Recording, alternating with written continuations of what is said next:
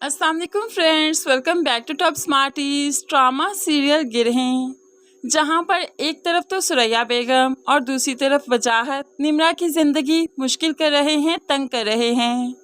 अब निम्रा जो कि चोट लगने की वजह से ऑफिस नहीं आई, तो वजाहत अपने मैनेजर के साथ मिलकर प्लान करता है कि जब वो ऑफिस आएगी तो उसे बहुत टफ टाइम देना है, उसे इतनी अजियत में रखना है कि वो इस ऑफिस को छोड़कर जाना भी चाहे तो छोड़कर जा ना सके और यहाँ पर रहना भी उसका बहुत मुश्किल हो जाए। अभी वो अपने मैनेजर से बात कर ही रहा था कि मुड़कर देखा तो मिनल यहाँ पर खड़ी थी, जिसे बहुत गुस्सा आया कि ये आज भी निम्रा के बारे में सोच रहा है जबकि शादी मुझसे होने जा रही है। ऐसे में वो नाराज़ होकर फ़ौरन से पहले पलट जाती है। अब तो वजाहत भी परेशान हो गया कि मिनल ने उसकी बातें सुन ली, घर जाकर माँ को बताएगी।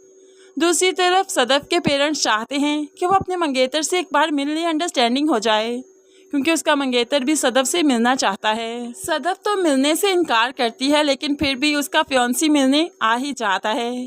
सदफ जो कि काफ़ी सीरियस खड़ी थी, लेकिन फिर जब उसकी नज़र ऊपर खड़े राशिद पर पड़ी तो फ़ौरन से पहले पैंतरा बदल लेती है, फ़ौरन से पहले अपने चेहरे पर मुस्कुराहट ले आती है और अपना हाथ अपने फियांसी की तरफ बढ़ाती है। दोनों हंसी खुशी गाड़ी में बैठकर कहीं चले जाते हैं।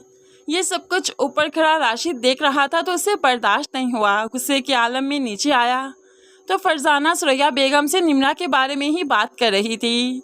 अब वो निम्रा को बुरा भला कह रही थी कि वो हमेशा बिस्तर पर पड़ी रहती है, घर के कोई काम नहीं करती। उसे भी कहिए ना घर के काम किया करे, सिर्फ मेरी जिम्मेदारी नहीं है।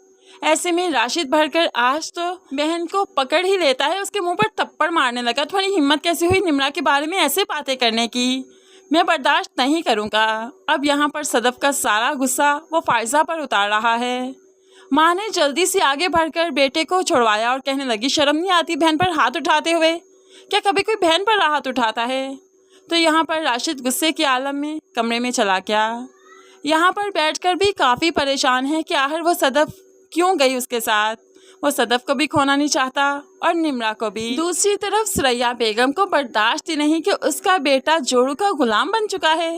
इसलिए तो जब निम्रा सो रही थी चुपके से उसके सर का बाल काट लेती है ताकि उस पर अमल करेगी, ताकि राशिद की मोहब्बत निम्रा के लिए कम हो जाए। दूसरी तरफ अब फिर ऐसा ही हो रहा है।